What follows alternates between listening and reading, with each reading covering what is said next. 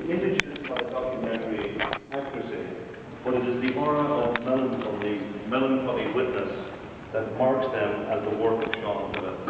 Now, that's worth analysing, because I don't think that Seamus Heaney was actually making some kind of a character reference to Seán, because anybody who knows Seán, he's very far from being a melancholy person. Seán is very effervescent and warm and a very sensitive human being. But I think what he's referring to here is that Seán has captured a moment that has passed now, and please God, we will never see those times again. When there was great sadness, when particularly the northern part of the country where Seán and I grew up was at war with itself. And really, when you look at some of these images, just what he has captured are just little nuggets, almost fossils from the past that we can look back at now and say, well, were things really like that?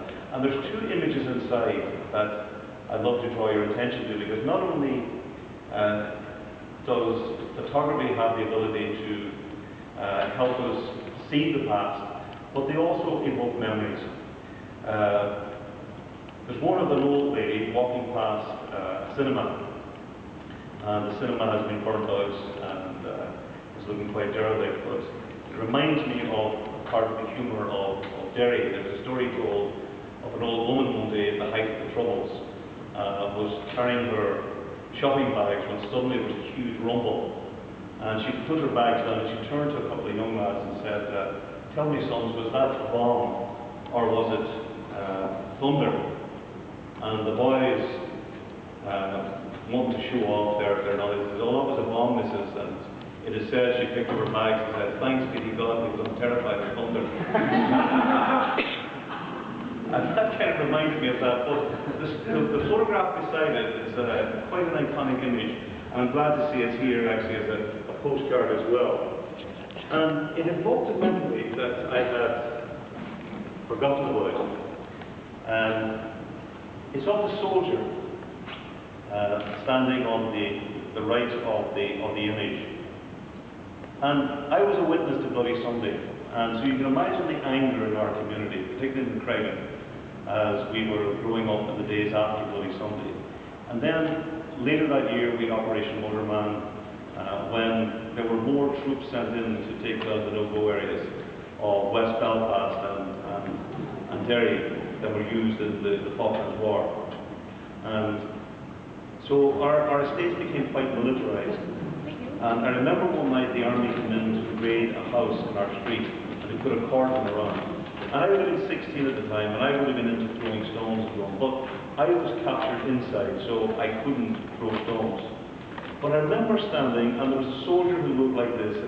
It reminds me, for those who might remember the 6 o'clock news of the BBC, when we had the old black and white televisions, there was the Magic Roundabout. Does anyone remember the Magic Roundabout? And there was Veldy, who had, was like a Chinese jack-in-the-box, who had a moustache just like this. And there was a soldier who, to my 16-year-old, looked quite old. He was probably in his mid-30s at the time, and like myself, he put on a bit of weight and so on. But I began to pick on the soldier. And I began to say things to him that were about diminishing his humanity. And I remember to my right there were 2 young teenage girls, and as I made my comments at the soldiers, they would laugh. And of course my ego was being boosted as I diminished this man in a British Army uniform. And then after about 10 minutes, one of the girls said, Jesus, he's crying. And I looked, and the tears were running down the soldier's face.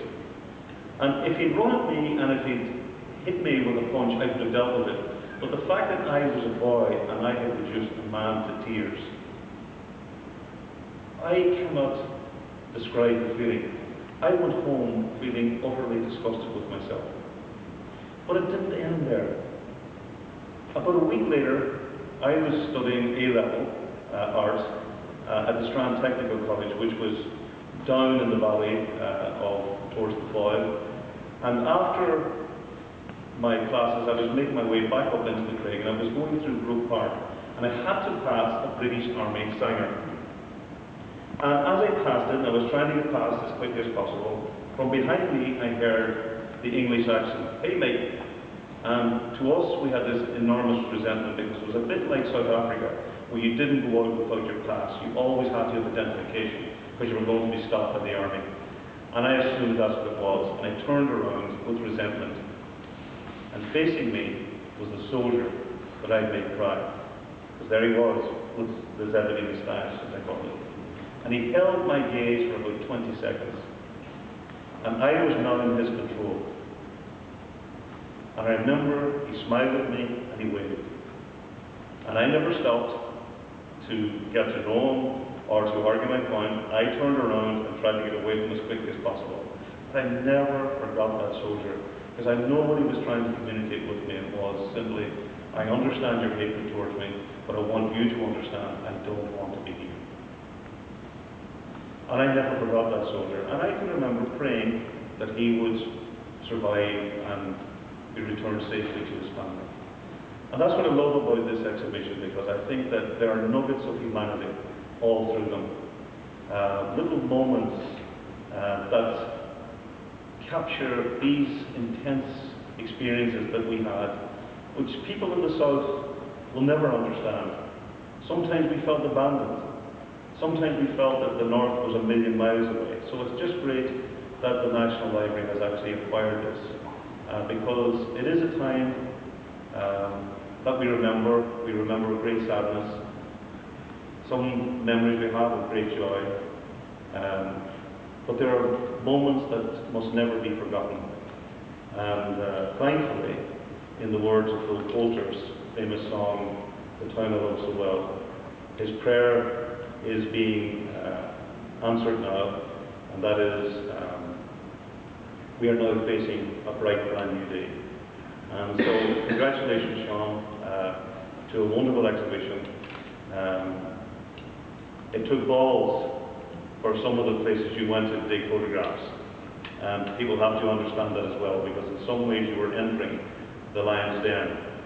And you may not get that here, but it took balls for a young Catholic guy from Newry to actually go into orange parades and to try and make himself feel comfortable enough where he could take photographs. But you've captured something very special. And it's a privilege, Seán, and thank you for your work. And thank you to the National Library for acquiring it.